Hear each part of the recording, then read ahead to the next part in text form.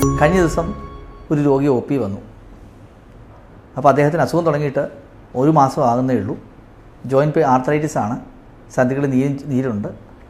അപ്പം അദ്ദേഹം ഒരു ഡോക്ടറെ കണ്ടു. 10 ദിവസത്തേക്ക് മരുന്ന് കഴിച്ചു, വേദന കുറഞ്ഞില്ല.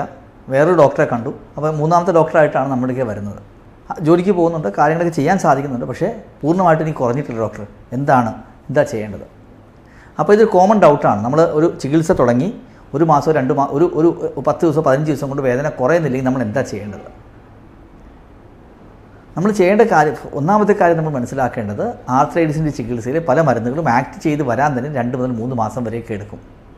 അപ്പോൾ ഇന്ന് മരുന്ന് തുടങ്ങിയാൽ അതിൻ്റെ എഫക്റ്റ് വരുന്നത് 12 വീക്സിലോ 16 വീക്സിലോ ഒക്കെ ആയിരിക്കും. അതായത് 2 മാസത്തിലോ 3 മാസത്തിലോ ഒക്കെ ആയിരിക്കും അസുഖം ഫുള്ളായിട്ട് അസുഖം കുറഞ്ഞു വരുന്നത്. ഒരു കൺട്രോളായിട്ട് നമ്മൾ എക്സ്പെക്ട് ചെയ്യുന്നത് ഒരു 6 മാസത്തിലൊക്കെ ആയിരിക്കും.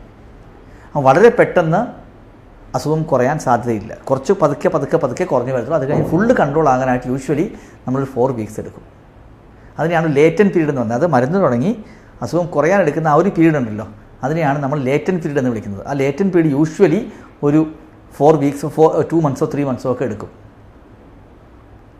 അപ്പോൾ അതിന് മുമ്പ് നമ്മൾ ഡോക്ടറെ മാറ്റുന്നതുകൊണ്ട് പല പ്രശ്നങ്ങളുണ്ടാകും. ഒന്ന്, ഒരു ഡോക്ടർ നിങ്ങളുടെ അസുഖത്തെക്കുറിച്ച് പഠിച്ചു വരുമ്പോൾ പെട്ടെന്ന് നിങ്ങൾ ഡോക്ടറെ ചേഞ്ച് ചെയ്താൽ എന്ത് പറ്റും? മറ്റേ ഡോക്ടർ വീണ്ടും ആദ്യം തൊട്ട് തന്നെ അസുഖത്തെ മനസ്സിലാക്കി വരാൻ അല്പം കൂടി സമയമെടുക്കും.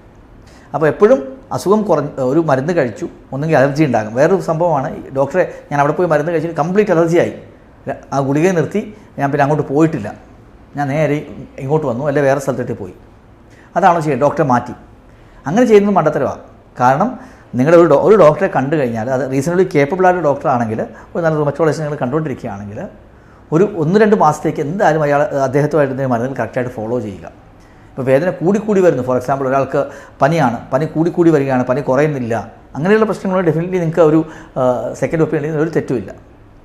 പക്ഷേ ഒരു വേദന കുറഞ്ഞു വരുന്നത് കംപ്ലീറ്റ് ആയിട്ട് കുറഞ്ഞില്ല, ഒരു 3 ആഴ്ച ഗുളിക കഴിച്ചു, കംപ്ലീറ്റ് ആയിട്ട് വേദന കുറഞ്ഞിട്ടുണ്ട്, ഒരു 60% കുറഞ്ഞ്, ബാക്കി 30-40% ഇപ്പോഴും ബാക്കിയുണ്ട്.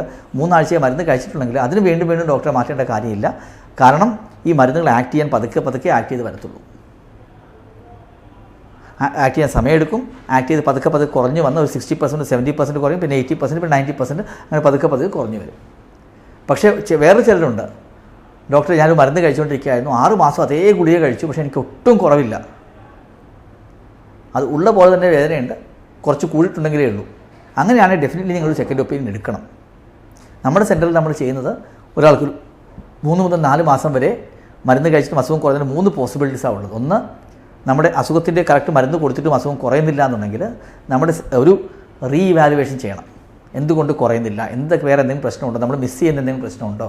അത് നമ്മളവിടെ തന്നെ 7-8 റൊമറ്റോളജിസ്റ്റ് നമ്മൾ എന്ത് ചെയ്യും, അഡ്മിറ്റ് ചെയ്ത് നമ്മൾ ഗ്രാൻഡ് റൗണ്ട്സ് ഒക്കെ ഉണ്ട്. നമുക്കറിയാം, നിങ്ങൾ ഇവിടെ അഡ്മിറ്റ് ആയിട്ടുള്ള ആളുകൾക്കറിയാം, ഒരു വ്യാഴാഴ്ച ദിവസങ്ങൾ നമ്മളെല്ലാവരും കൂടി റൗണ്ട്സിന് വരും. അത് ഡീറ്റെയിൽ ആയിട്ട് ഒരു പേഷ്യൻ്റ് 1/2 മണിക്കൂർ 1/4 മണിക്കൂർ എടുത്ത് പൂർണ്ണമായിട്ട് ഡിസ്കസ് ചെയ്ത് വേറെ ഒരു പ്ലാൻ ഉണ്ടാക്കി അതനുസരിച്ച് ഫോളോ ചെയ്യും. എന്നിട്ട് അഡ്മിറ്റ് ചെയ്ത് ഫുള്ളായിട്ട് ഇവാലുവേറ്റ് ചെയ്യും. അതാണ് നമ്മൾ സാധാരണ ചെയ്യുന്നത്. അപ്പോൾ പലപ്പോഴും പുതിയ ഐഡിയാസ് വരും, ഇതായിരിക്കും എവിടെയെങ്കിലും വിട്ടുപോയ കണക്ഷൻസ് എന്തെങ്കിലും ഉണ്ട്, അല്ലെങ്കിൽ പഴയ ചീട്ടിലുണ്ടായിരുന്ന ഒരു പ്രശ്നം എന്തെങ്കിലും ഒന്ന് പലപ്പോഴും പിക്ക് ചെയ്യാൻ സാധിക്കും. അതിൽ ബാക്കിയുള്ള ടെസ്റ്റുകളൊക്കെ ചെയ്ത് നമ്മൾ ചിലപ്പോൾ അതിൽ 80% പേരിൽ നമ്മൾ പോയിരുന്ന രീതിയിൽ തന്നെ ചെറിയ മോഡിഫിക്കേഷൻ മതി. ചില ആളുകൾക്ക് 10-15% ആളുകൾക്ക് പൂർണ്ണമായിട്ടും വേറൊരു ചികിത്സാ രീതിയിലോട്ട് മാറ്റേണ്ട ഒരു ആവശ്യവും വരാറുണ്ട്. അപ്പോൾ ഒന്ന്, ഡയഗ്നോസ് കറക്റ്റാണോ നമ്മൾ ഇവാലുവേറ്റ് ചെയ്യും. 2, നമ്മൾ മരുന്നുകൾ മാറ്റി പുതിയ മരുന്നുകളിലേക്ക് മാറ്റേണ്ടി വരുമോ എന്ന് നമുക്ക് ആലോചിക്കാൻ സാധിക്കും. അത് പലപ്പോഴും ഒ പിയിൽ ചെയ്യുന്നതിനേക്കാളും അങ്ങനെയുള്ളവർക്ക് അഡ്മിറ്റ് ചെയ്ത് ഡിസ്കസ് ചെയ്ത് ഇത്രയും ബ്രെയിൻസ് ഒരുമിച്ച് ആക്ട് ചെയ്യുമ്പോൾ പുതിയ ഐഡിയാസ് വരും. ഐഡിയാസ് വന്ന് പുതിയ കാര്യങ്ങൾ ചെയ്ത് അതിൽ കുറച്ചുകൂടി ഡീറ്റെയിൽ ആയിട്ട് സ്റ്റഡി ചെയ്ത് നമ്മൾ മുന്നോട്ട് പോവുക. അപ്പോൾ ഞാൻ പറഞ്ഞത്, നിങ്ങൾക്ക് അസുഖം കുറഞ്ഞില്ല എന്നുണ്ടെങ്കിൽ പെട്ടെന്ന് ഓരോരോ ആഴ്ച അനുസരിച്ച് ഡോക്ടറെ മാറ്റിക്കൊണ്ടിരുന്നെങ്കിൽ നിങ്ങളുടെ അസുഖം ഒരിക്കലും കുറയില്ലെന്ന് മാത്രമല്ല, ആവശ്യമില്ലാതെ കൗണ്ടർ പ്രൊഡക്റ്റീവ് ആയിരിക്കും. നിങ്ങൾ ഡോക്ടറോട് തന്നെ പറയുക, ഡോക്ടറെ മരുന്ന് കഴിച്ചു, എനിക്ക് കുറച്ച് കുറവുണ്ട്, ഇനിയും കുറയാനുണ്ട്, ഡോക്ടർക്ക് അറിയാം കുറച്ചുകൂടി കുറയാനുണ്ട്. അപ്പോൾ അങ്ങനെ കുറയുകയാണെങ്കിൽ പലപ്പോഴും പതുക്കെ ഗുളികൾ മാറ്റി അതിൻ്റെ ഡോസ് മാറ്റി ചെയ്യുമ്പോൾ പതുക്കെ അസുഖം കൺട്രോളിൽ വരും. പക്ഷേ ഒരിക്കലും നിങ്ങൾ ഒരു പരിധി കൂടുതൽ 6 മാസം 8 മാസമൊക്കെ വേദന ഒട്ടും കുറയുന്നില്ലെങ്കിൽ ഡെഫിനറ്റ്ലി അത് നിങ്ങൾ ഡോക്ടറുമായി ഡിസ്കസ് ചെയ്യണം. ഡോക്ടറെ കുറയുന്നില്ല, അപ്പോൾ ഡോക്ടർ പറയുകയാണ് ഇതിൽ കൂടുതലൊന്നും ചെയ്യാനില്ല, ഇതിങ്ങനെ തന്നെ പോകത്തുള്ളൂ എന്ന് പറഞ്ഞു കഴിഞ്ഞാൽ ഡെഫിനറ്റ്ലി നിങ്ങളൊരു സെക്കൻഡ് ഒപ്പീനിയൻ എടുക്കുന്നതിൽ ഒരു തെറ്റുമില്ല. അപ്പോൾ സെക്കൻഡ് ഒപ്പീനിയൻ എടുക്കേണ്ടല്ലെന്ന് ഞാൻ പറഞ്ഞത്, ഡെഫിനറ്റ്ലി അത് എപ്പോൾ എടുക്കണം, പെട്ടെന്ന് 10 ദിവസത്തിലൊക്കെ സെക്കൻഡ് ഒപ്പീനിയൻ എടുക്കുന്നത് ഒരിക്കലും അഡ്വൈസബിൾ അല്ല. അങ്ങനെ ചെയ്ത് കഴിഞ്ഞാൽ അത് കൗണ്ടർ പ്രൊഡക്റ്റീവ് ആയിരിക്കും, നിങ്ങൾക്ക് ആവശ്യമില്ലാത്ത കോംപ്ലിക്കേഷൻ നിങ്ങൾ പോവുകയും ചെയ്യും.